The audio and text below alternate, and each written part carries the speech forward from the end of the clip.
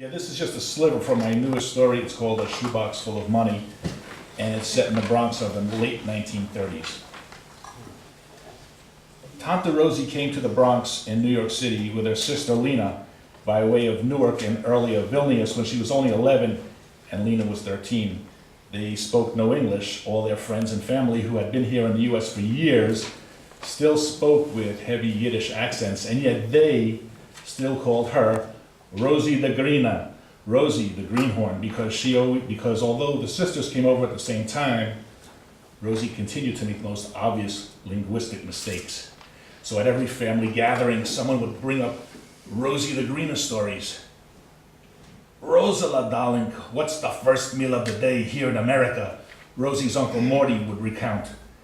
Breakfish, Rosie would say. Why breakfish? Uncle Morty asked, barely able to suppress his laughter at the hapless girl. Uncle Morty, it's breakfast because this is when we eat herring, she answered proudly. In short order, however, Rosie learned English, and far faster than her older sister, Lena, too. Moreover, Rosie quickly acclimated to America and learned the ropes. Lena was considered the glamorous one of the two sisters and married fast. Sure, Mara snatched me up quick, what do you think? She would brag flirtatiously, sashaying about, even well into her middle years, when her blubbery, bubby arms shook like jello, and a goiter condition made her look like a Jewish bullfrog in a house dress.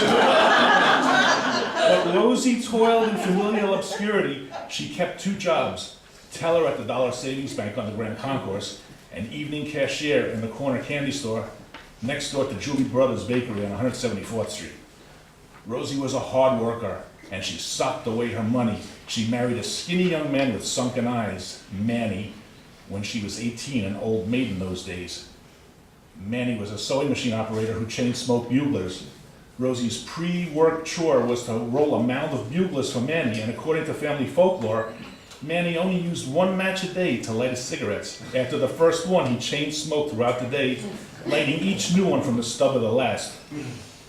When Lena and Morris had kids right away, Rosie and Manny were childless. One evening after dinner, Manny went to the hallway coat rack, put on his hat, and turned to Rosie, who was mending socks in the living room. I got no tobacco in this house, Manny said to his wife. I'm gonna go to the corner for a canned bugler. He left and he never returned. The rumor was he smoked his way west to San Francisco, where he became a cable car conductor on the Powell Mason line. You're better off, believe me, Lena would say to the sobbing, shamed Rosie, who was now regarded as old, childless, abandoned, and unfairly still the Greener. At the age of 22, Rosie the Greener heard of a laundry for sale for $3,700 near the bustling outdoor markets on Jennings Street. Far from the pushover she was as a kid, Rosie contacted people in her neighborhood network of butchers, jewelers, pickle purveyors, and smoked fish slicers, and did additional due diligence via her superiors at the bank.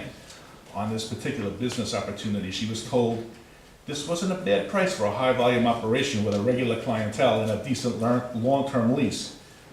The laundry owner was a Phil Cantor, a gambler, and a recent widower with no children of his own. From her local sources, Rose learned that Phil played the ponies, bet heavily on college basketball, and was a regular in a high-stakes card game. He wore a solid Longines wristwatch, a diamond pinky ring, and drove a cherry red Packard, a truly deluxe motor car with swoopy fenders and lots of chrome, topped with a glistening hood ornament sculpted in the shape of a winged swan. Phil was balding, pockmarked, and old enough to be a father. Worse, he was an out-of-town Jew from Allentown, a label that in those days spoke to a certain lack of sophistication in all matters, both lifestyle and business. His was the type of provincialism that typically was papered over by an overabundance of cheesy material trappings, hence the ring, the watch, the car, and, oh yes, Phil was deaf in one ear. His hearing loss caused him to bend closer to the speaker, cup his hand to his hairy elephantine ear, and grunt, huh? Huh? Artie the Knish man supplied the key bit of intelligence for Rosie. He needs cash and fest, Artie said, explaining that Phil had recently become seriously indebted to bookies.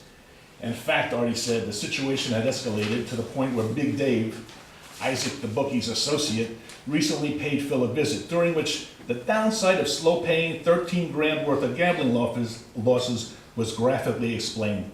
The laundry, Artie said, was part of Phil's grand liquidation sale. Armed with this information, she agreed to meet Phil Cantor over breakfast. They chit-chatted amiably enough, and after wiping his plate clean with the last piece of his buttered bialy, Phil pushed back from his meal of lox, eggs, and fried onions, lit a stout Garcia Vega, sucked down the smoke, and exhaled luxuriantly. "So what'll it be, kid?" Phil said, placing a massive liver-spotted fist to his mouth to suppress a greps. "You in or you out?" Rosie the Greener saw interest in Phil's eyes, and not just in the laundry deal. Rosie had wisely worn her most alluring outfit, which showed off her ample Eastern European bosom. "Tell me maybe more about this laundry of yours, Phil," she said, batting her eyes. She noticed a sliver of chive wedged between Phil's two front teeth as he smiled at her. He leaned forward conspiratorially. "What's to tell?" Phil said sotto voce. "It's a money-making machine, Rosala, and the price I don't have to tell you is right." Rosie noticed him fidget with his diamond pinky ring as he said the word price. She smiled sweetly and said, "Well, it's kind of far from the Freeman Street station," before her voice trailed off. "What are you talking?" Phil said, incensed. He picked his good ear with his pinky and slammed his palm down on the table for effect. He was not going to go down in price without a fight, not to Rosie the Greener.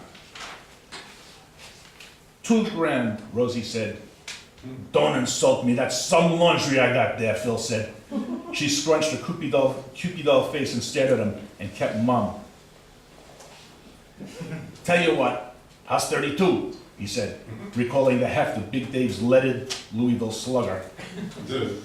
$22.50. 3 grand and not a penny less. Mr. Cantor, Rosie said, $2,500 cash and you got yourself a deal." Phil picked at the chive in his tooth and thought about what Big Dave had told him. He reflexively rubbed his knees under the table and twisted his pinky ring again. "Greeners like you drive me nuts, you know that, Mrs. Lady?" He said. "Fine, all right, let it be $27.50. Enjoy your laundry and you should live and be well with it." And with that, Phil flipped $1.50 on the table, which included a remarkable tip, got up, and said, "I'll have my guy draw up the papers and we'll get this done by the end of the week. All right?" "All right, and thank you, Mr. Cantor," Rosie said, blushing. Phil took Rosie's delicate hand in his and shook on the deal. He was enraptured by the smoothness of her skin, her porcelain complexion, and most of all, her steely demeanor. "Rosie," he said, "maybe you would do me the great honor of having dinner with me at Luchow's to seal our deal." "Why, Mr. Cantor," she said very softly, "it would be an honor." Phil cocked his head and held his hand to his ear. "Huh?" he said. "Huh?"